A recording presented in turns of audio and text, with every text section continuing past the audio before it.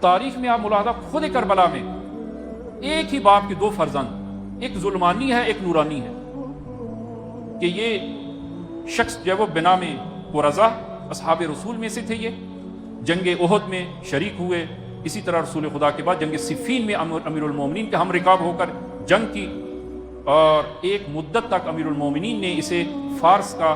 وہ حاکم قرار دیا، اور نہایت مقدس اور سالم انسان تھا یہ، اور بعد میں کوفہ میں وہ فقہ کا احکام بیان کرنے کا مدرس تھا، یہ لوگوں کو تدریس کرتا تھا دین کی، اسلام کی، احکام کی۔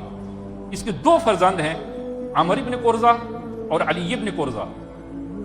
یہ ایک ہی باپ، اور یہ اس کے یعنی خود قرظہ جو باپ ہے اس کی رحلت 51 ہجری میں، یعنی کربلا سے 10 سال پہلے اس کی وہ رحلت ہو جاتی ہے۔ یہ دو فرزند ایک ہی باپ کے، کہ کربلا میں وہ عمر ابن قرظہ یہ وہ امیر المومنین 6 محرم کو یہ امیر المومنین کی خدمت میں آتا ہے، امام حسین کی خدمت میں آتا ہے، اور علی ابن قرظہ وہ لشکر مقابل میں ہے۔ دو بھائی ہیں، ایک نورانی ہے ایک ظلمانی ہے، اب افراد بھی جب آپ ملاحظہ فرمائیں۔ اور یہ عمر ابن قرظہ وہ شخص ہے کہ جس کو حضرت ابا عبداللہ نے اہم ترین ذمہ داری دی کہ وہ اب عمر بن سعد اور ان سے مذاکرات کے لیے فرمایا کہ جاؤ ان کے ساتھ مذاکرات کی بات کرو،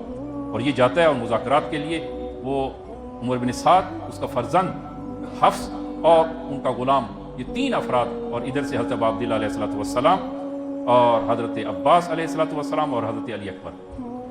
مذاکرات فرماتے۔ یہ کہتے ہیں کہ میں اگرچہ دور کھڑا تھا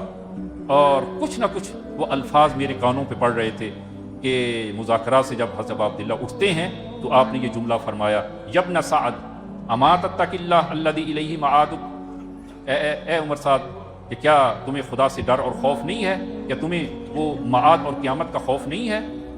اور جب حضرت ابا عبداللہ وہاں سے نکلے تو آپ نے جب وہ فرمایا ما لک ذبحک اللہ علی فراشک عاجلا،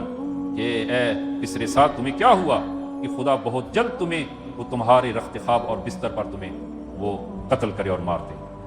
اور یہی کچھ ہے وہ ہوا، دو بھائی، ایک نورانی ایک ظلمانی جو ہے وہ، اور یہی جناب آخری وقت جو ہے وہ حضرت ابا عبداللہ کی جب آپ نے نماز ادا کی